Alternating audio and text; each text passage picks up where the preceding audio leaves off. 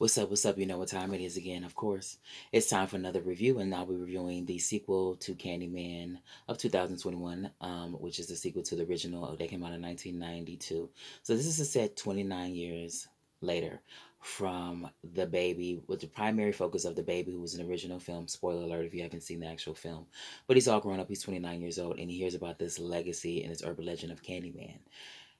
And so he meets a character that owns a laundromat that was a kid who meets a 1977 version of Candyman, which a man who basically gives kids candy, like a lot of neighborhood people did when you were a kid growing up. And he has a hook for a hand because he's a simple, handicap or disabled, a deformity of some form. And so a white girl in the same year had received some candy with a razor blade in it. The white police officers in Chicago, Illinois, Community Green area, gets notice of that, and then they notice and they hear and be informed that there's a man who gives away candy. So they just naturally assume it's him. They don't do any research or anything like that. They just naturally assume it's him, and they make posters, ask people have they seen this person.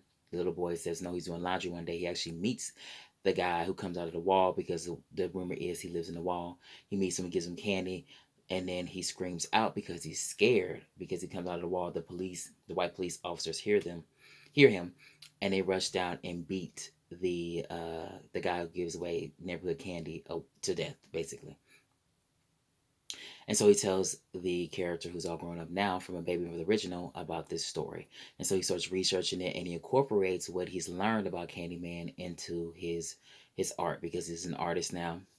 Coincidence. He paints. He has a girlfriend who owns a art gallery and he puts his art gallery on display to take his career to the next level.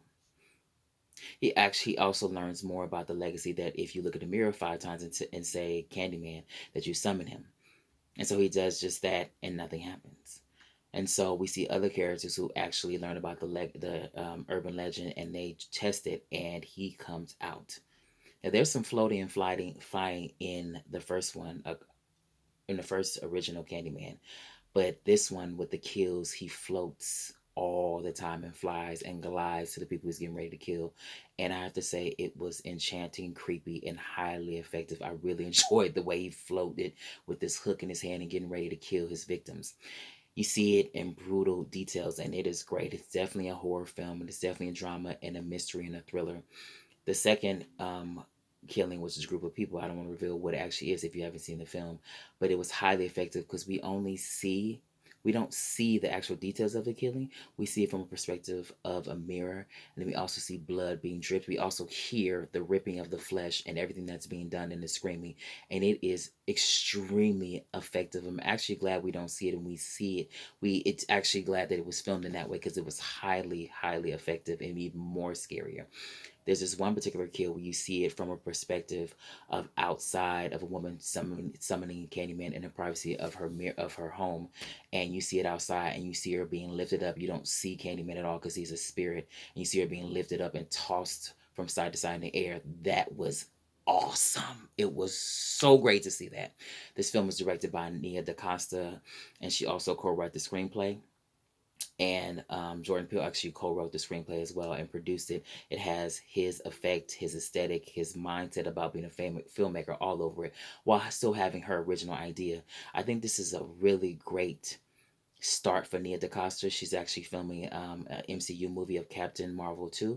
This is a really great, solid start. She's an intelligent filmmaker. She does a great job establishing in the environment in which the characters reside in by having wide shots. The editing is really great and seamless. This is one particular scene where a character is walking down the street, and then the editing is so quick where they're by a fence, and I just thought that was just really a great way of editing and filming the scene. This film is a blatant representation of what happens all the time to Black America when white America attacks Black America completely. In my first video, I said it was a blatant representation of a cliche of when Black people, particularly Black men, interracially date, whereas as far as a Black man dating a white woman dating a Black man. And this one is, and I said also that Candyman is a representation of just Black men, but and also Black people in general. And they put it in the movie, and this is from a Black perspective of what we would actually do in a situation like this. And I have to say, it is, even though the first film was really, really good, This is even better. It's taken up a notch for sure. I'm glad it wasn't a reboot. I'm glad it was a continuation and a sequel. It's really well done. It really is very enjoyable. And this is a representation of many Candymans because this is a 1977 Candyman that they focus on. And of course, they mention original, which is 1890. But like I said in my previous video, this is the representation of Emmett Till, O.J. Simpson, Kobe Bryant. So many black people, and particularly black men, have been slaughtered for no reason but just simply being black without being doing any type of extensive research. If you're black to white America, you're guilty. And so it just shows that completely, even down to the smallest things of like a dark room or a dark alley. Black being saying it's incorporated, saying, "Oh hell no, I'm not going there." That's what we really do. And art doesn't always have to imitate life. It could be a lot of fantasy, and I really enjoy that as well. But art does imitate life, and so I think this is such a great way to tell a serious issue in America, a serious social issue that keeps going on and on. So I give this film a solid A minus.